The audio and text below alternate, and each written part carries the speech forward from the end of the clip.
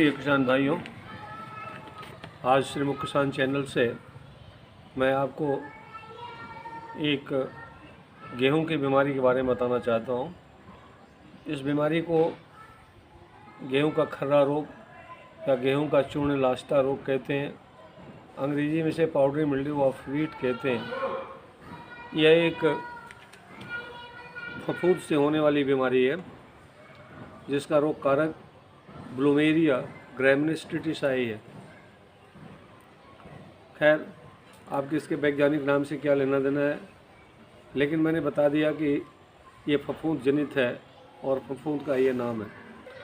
अपने देश में या अपने प्रदेश में ये तराई के क्षेत्रों में अधिक लगती है।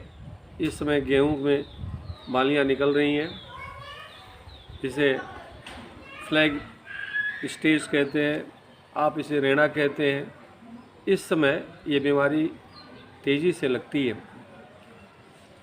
इस बीमारी की वजह से पौधा कमज़ोर हो जाता है, बालियां कम बनती हैं, छोटी बनती हैं, दाने भी कम बनते हैं और दाने जो बनते हैं वो पुष्ट नहीं होते। बीमारी के कारण पौधों में भोजन बनाने की क्षमता कम हो जाती है। वैज्ञानिक भाषा में इसे प्रकाश संश्लेषण कहते हैं। पौधे प्रकाश संश्लेषण के द्वारा भोजन बनाते हैं। इस बीमारी की वजह से प्रकाश संश्लेषण धीमा हो जाता है, कम हो जाता है, और साथ ही साथ एक तरफ तो ये भोजन कम बनाता है, दूसरी तरफ इसकी श्वसन की क्रिया बहुत तेज हो जाती है, सांस बहुत तेज़ लेने लगता है। तो किसान भाइयों, आप जानते हैं भोजन कम मिलेगा और सांस तेज़ चलेगी तो जो रिजर्व फूड है, जो संरक्षित फूड है, जो शरीर में पहले से ताकत है, वो भी समाप्त हो जाती है। इस प्रकार गेहूं का पौधा काफ़ी कमज़ोर हो जाता है और इस बीमारी से लगभग 45% तक की हानि होती है। किसान भाइयों, अब आप वीडियो में जो चित्र दर्शाया जाएगा, किसान भाइयों जो वीडियो में चित्र दर्शाया जाएगा उसे देख करके आप इस बीमारी को आसानी से पहचान जाएंगे। पत्ती पर, तने पर, बालियों पर सफ़ेद धूल युक्त चकत्ते दिखाई पड़ते हैं।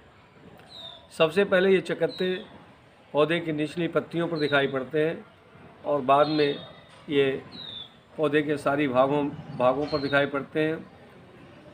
फसल के पकने के साथ ही साथ ये चूने चकत्ते पीले होने लगते हैं और अंततः भूरे रंग के हो जाते हैं।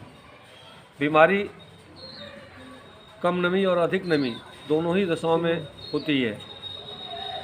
भारतवर्ष में रोग चक्र का ठीक नहीं पता है। लाहौल स्पीति हिमाचल प्रदेश के वे स्थान हैं जहाँ ये बीमारी तेज़ी से लगती है और रोग कारक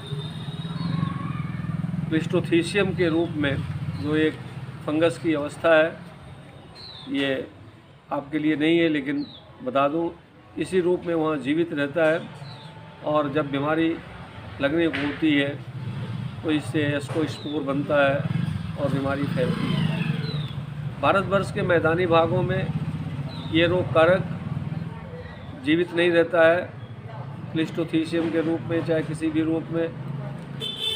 जो पहाड़ी क्षेत्रों में जहाँ बीमारी होती है वहाँ से इसके बीजाणु हवा द्वारा लाए जाते हैं और ये संक्रमण करता है, इससे बीमारी होती है। इसलिए ये उन जगहों पर जहाँ भूमि में नमी रहती है, तापक्रम कम रहता है, भूमि जनित बीमारी है। बाकी क्षेत्रों में ये बीमारी वायु जनित है और हवा के द्वारा ही ये बीमारी फैलाई जाती है।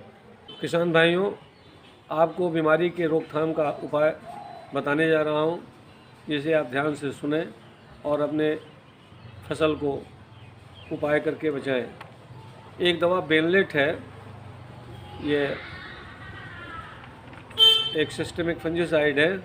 इसका 1 ग्राम दवा 1 लीटर पानी में घोलकर आवश्यकता अनुसार घोल बनाएं और अपने फसल पर छिड़कें। दूसरी एक और भी अच्छी दवा है कैराथेन, उसका भी 1 ग्राम 1 लीटर पानी के दर में घोलें और जितना भी घोल की ज़रूरत हो आप घोल तैयार करें और अपने फसलों पर छिड़कें। कैराथेन के साथ साथ एक दवा कैलेक्सिन है, ये भी बहुत अच्छा प्रभावी है।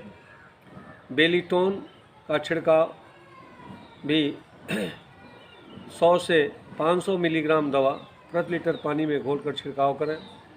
ये बहुत ही लाभकर है। इससे आप सीड ट्रीटमेंट भी कर सकते हैं। कुछ लोगों का मत है कि इसके रोग कारक बीज में रहते हैं, तो बेलीटोन का प्रयोग सीड ट्रीटमेंट के लिए भी कर सकते हैं। किसान भाई गेहूं के निम्नलिखित जातियों को ढूंढें और उसकी बुआई करें।